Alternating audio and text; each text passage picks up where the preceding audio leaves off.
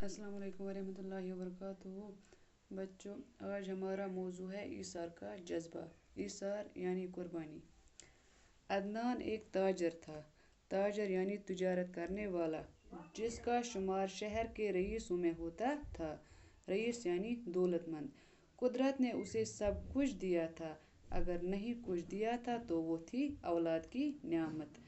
शादी के बहुत साल बाद भी उसकी बीवी शीबा की गोद सोनी थी। गोद सोनी होना औलाद न होना।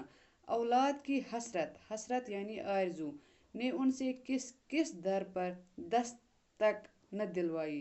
पीरों फकीरों के चक्कर न लगवाए। गंडे तावीज़ करने पर मजबूर न किया। पर मुराद बर आने की कोई सूरत पैदा न हो सकी। मुराद बर आना यानी मकसद पूरा होना। कुछ वक्त यूं ही गुजरने पर दोस्तों यारों को भी तशवीश हुई। तशवीश होना यानी परेशानी होना। किसी ने दूसरी शादी की सलाह दी तो किसी ने बच्चा गोद लेने का मशवरा दिया। कुछ ने थोड़ा और इंतज़ार करने और इलाज कराने पर जोर दिया। अदनान तो शायद ऐसा ही करता, मगर शीबा इंतज़ार के हक में न थी। उसका ख्याल था कि उन्हें अगर कुछ करना है तो फ़ौरन कर लेना चाहिए। फैसला दूसरी शादी करने का हो या बच्चे को गोद लेने का, उन्हें फ़ौरन कुछ न कुछ करना चाहिए। अदनान को चूँकि दूसरी शादी गवारा होना बर्दाश्त न होना, इसलिए फैसला ये हुआ कि किसी बच्चे को फ़ौरन गोद ले लिया जाए। चंद रोज़ कबल ही उनके मोहल्ले का एक नौजवान जोड़ा जीप के हादसे में जाँ बहक होने की वजह से अपने 1 साल के खूबसूरत बच्चे को पीछे छोड़ गया था। उन्होंने उसी को गोद ले लिया। बच्चे का नाम ज़ैन रखा गया। चंद ही दिनों के अंदर घर की फ़िज़ा बदल गई। फ़िज़ा यानी माहौल। बच्चा क्या मिला जैसे आंगन में बहार उतर आई। अदनान और शीबा दोनों बच्चे की किलकारियों में यूं खो गए।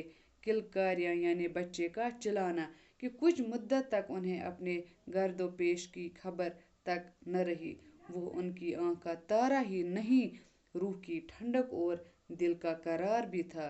शीबा की तो जैसे उसमें जान थी। वो दिन भर उससे खेलती रहती। कभी उसे एक तरह के कपड़े पहनाती और कभी दूसरी तरह के।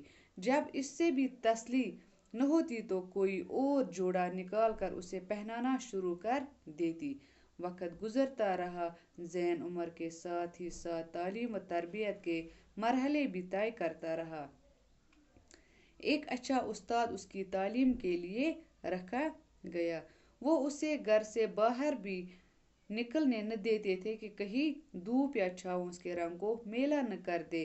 ज़ैन अब 8वें दर्जे में था कि अचानक एक दिन शीबा की तबीयत खराब हो गई। डॉक्टर मुआयना करने के लिए आया तो ये सुनकर उन्हें हैरत हुई कि शीबा के यहाँ बच्चा होने वाला है। पहले तो उनको इस पर यकीन ही न आया। जब बार बार पूछने पर भी डॉक्टर ने कहे हुए अल्फाज दोहराने के सिवा और कुछ न कहा, तो उन्हें यूं महसूस हुआ जैसे कायनात के सारे खजानों के दरवाजे उन पर खोल दिए गए हों। बच्चे की नियामत शीबा को अगरचे ज़ैन की सूरत में पहले ही हासिल हो चुकी थी, मगर अपनी कोख से औलाद जिन्ना यानी बच्चा पैदा करना, जिनने में कुदरत ने औरत के लिए लज्जत का जो सामान छुपा रखा है, वो इससे अब तक आशना न थी। कुदरत ने इस लज्जत को पाने के सामान भी अब इसके लिए पैदा कर दिए थे। फिर यूं हुआ कि एक के बाद दीगरे इसके यहाँ 2 लड़के हुए। ज़ैन, जिसे अब तक बेपनाह तवज्जो हासिल थी, अब आहिस्ता आहिस्ता बेतवज्जी का शिकार होने लगा। अदनान तो अब भी इससे पहले की तरह ही प्यार करता था, मगर उसके पास वक्त ही कितना था जो वो उसके साथ गुजारता। कारोबार के बखेड़ू में वो सारा दिन मसरूफ रहता। शीबा की तवज्जो अब अपने बच्चों पर मरकूज थी। ज़ैन के लिए अब उसके पास वक्त न था। दूसरी तरफ ज़ैन फितरतन اس قدر حساس یعنی محسوس کرنا کہ اس سے یہ تبدیلی بری طرح محسوس ہونے لگی۔ اب وہ کالج کا طالب علم ہی نہیں، خاصا سمجھدار بھی ہو چکا تھا۔ پہلے تو اپنی ماں کے برتاؤ میں نمودار ہونے والی تبدیلی کی وجہ ہی اس کی سمجھ میں نہ آئی۔